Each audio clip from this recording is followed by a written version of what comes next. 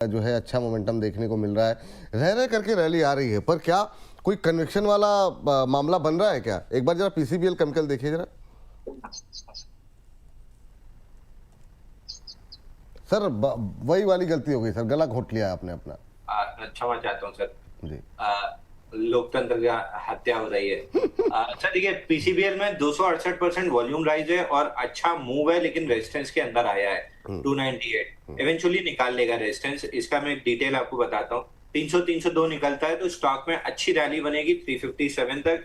मेरे को नहीं पता इसी सेगमेंट में आता है कि नहीं, लेकिन डीकाल डिशमैन करके ये है, डिशमैन कार्बोजन, ये सुबह बाई दिया है। स्टैंडर्ड डिस्क्लेमर, ये स्टॉक में बढ़िया ब्रेकआउट है। मेरे ख्याल से शिमला सेक्टर का है। 195 रुपीज पे ब्रेकआउट है, बाई दिया है।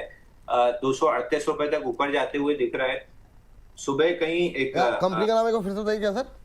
डीकाल के नाम से आता है सर, DCAL, डिशमैन अच्छा, करके कुछ है। Okay okay, Dishman carbogen एमिक्स limited, DCAL। ठीक है सर। जी सर। मैं सुबह एक रिपोर्ट पढ़ रहा था सर, कहीं कोई हेज फंड की कोई रिपोर्ट आई है।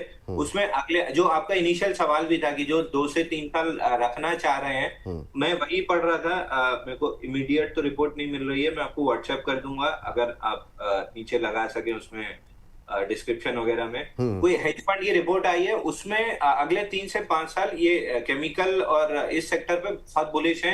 तो मेरे ख्याल से अगर एक एफआईआई या हेज फंड बुलिश हो रहा है तो धीरे धीरे करके बाकी भी बुलिश होंगे। तो अगले 2-3 साल के लिए इन सेक्टर्स में आपको खोजना चाहिए स्टॉक। डीकाल चूंकि इसमें इंस्टीट्यूशन होल्डिंग बहुत अच्छी है, 4% से ऊपर की है, तो मेरे को ये स्टॉक ज्यादा पसंद है। बाकी पीसीबीएल भी आप देख सकते हैं, पीसीबीएल में भी कोई खास दिक्कत नहीं, इसमें भी अच्छी इंस्टीट्यूशन होल्डिंग है। बट 302 निकलता है तो फिर मेरा इंटरेस्ट आएगा 357 के लिए। और जो आपका इनिशियल सवाल था अगले 2-3 साल के लिए, ये केमिकल स्पेशलिटी केमिकल सेक्टर है जहाँ पे इंस्टीट्यूशन का टारगेट स्टॉप लॉस फिर से बता दीजिए सर, थोड़ा सा इसको ढूंढने में समय लग गया। जी सर।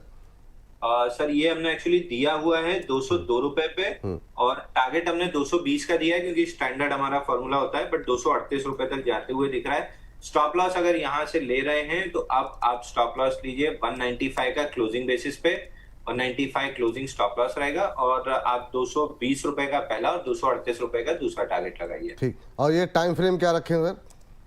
तो देखिए, जिस आपका टाइटनेस है 2 दिन की इनसाइड बार से ब्रेकआउट है, 4 से 5 सेशन में आ जाना चाहिए। ठीक, 220, 238 दो टारगेट दिए गए हैं, और जैसे